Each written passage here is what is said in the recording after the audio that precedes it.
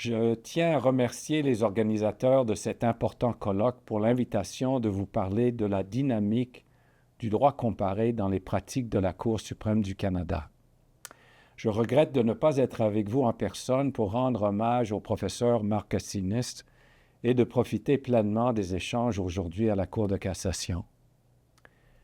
La Cour suprême du Canada, qui est appelée à dire le droit à la fois en droit civil et en common law, et qui entend des pourvois en français et en anglais, n'est-elle pas le laboratoire judiciaire parfait pour tester les divergences et les convergences des systèmes juridiques? La Cour est un tribunal national d'appel, de dernier ressort, ayant formellement un mandat qui ferait rêver les comparatistes du monde entier. On dit à juste titre qu'elle est officiellement bilingue et bijuridique. Cela voudrait dire, dans un premier temps, que l'anglais et le français ont un statut égal dans les travaux de la Cour et y font pareillement autorité. Les avocats peuvent plaider les appels dans la langue de leur choix, tout comme les juges peuvent préparer leurs motifs dans l'une ou l'autre langue officielle. Et tous les arrêts sont rendus simultanément en français et en anglais. Par ailleurs, la common law et le droit civil sont reconnus dans leurs sphères d'application respectives comme les fondements de la compétence de la Cour en droit privé. Les deux traditions régissent des litiges de droit privé selon l'origine provinciale ou territoriale du pourvoi qui vient devant la Cour. Comment se porte-t-il ce laboratoire judiciaire de droit comparé où 9 juges sont appelés à travailler en même temps dans les deux langues et les deux traditions juridiques du pays? En effet, les mêmes 9 juges entendent des pourvois de droit privé en provenance du Québec, où le droit civil d'origine française est la principale source du droit, un droit privé régi par un code civil moderne et nourri par une riche doctrine universitaire qui porte un regard attentif sur les développements du droit continental comme source d'inspiration pour le droit civil québécois. Mais dans la même semaine, voire dans la même journée, ces mêmes juges peuvent entendre des dossiers en provenance d'une des autres provinces canadiennes où le droit anglais façonne le droit privé et où la pensée et la méthode de la common law dominent le discours judiciaire. Et ces causes sont, en règle générale, plaidées en langue anglaise, même s'il nous arrive d'entendre des pourvois du Nouveau-Brunswick ou du Manitoba, où la common law est pratiquée aussi en langue française. Nous n'avons pas de chambre de droit civil ou de common law. Les mêmes 9 juges, quelle que soit leur formation, leur province d'origine ou leur connaissance de la langue seconde, tous sont compétents pour statuer sur des appels qui soient de droit civil ou de common law. Par la force des choses, ils doivent faire preuve d'une certaine dextérité pour composer avec ce que les comparatistes canadiens désignent les 4 langues du droit canadien, c'est-à-dire la common law en anglais et en français, et le droit civil qui, lui aussi, se décline au Canada dans les 2 langues officielles. Cacophonie pour certains, risque de confusion et d'incohérence lorsque les idées et les concepts des 2 traditions se heurtent. Cette dualité pousse certains juges à préconiser la divergence des droits. Mais pour d'autres, la présence de l'autre langue et l'autre tradition juridique est une source d'inspiration, offrant des pistes de convergence autour des valeurs communes à toutes les provinces canadiennes. Les occasions de marquer les divergences et les convergences ne manquent pas dans les appels qui viennent devant nous. On sait que le droit civil des obligations s'ouvre grand les bras à la bonne foi, par exemple, tandis que la common law voit la bonne foi comme antinomique à son droit des contrats. On sait aussi que le trust du droit anglais s'adapte difficilement à la propriété romaniste, connue en droit civil, et que la théorie civiliste du patrimoine semble être inconnue de la common law, occultée peut-être dans son droit des obligations et ses droits des biens. Et les mots du droit voyagent mal entre les traditions. Le equity de la common law n'est pas l'équité en droit civil. Il est vrai que, pour certains common lawyers, la notion d'abus de droit est une logomachie. La cause cherche sa place dans la common law des contrats. Le proprietary estoppel et detrimental reliance du droit anglais se cachent sous d'autres vocables en droit civil. Et les choses se corsent davantage quand on tient compte, comme la Constitution canadienne nous l'invite de faire, des traditions juridiques autochtones qui, dans la mesure où l'autonomie gouvernementale des Premières Nations soit reconnue par les tribunaux, s'ajoutent pour faire du bijuridisme officiel un véritable pluralisme juridique à la Cour.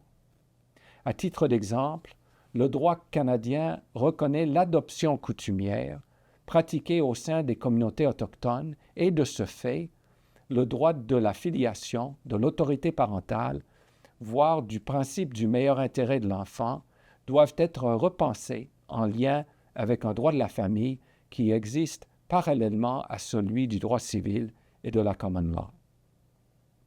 Une image vaut 1000 mots.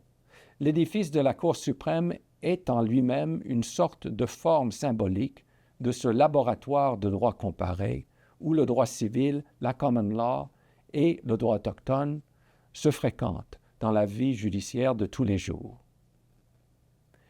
L'édifice Ernest Cormier, siège de la Cour suprême du Canada, est situé bien sûr dans la capitale nationale du pays, à Ottawa.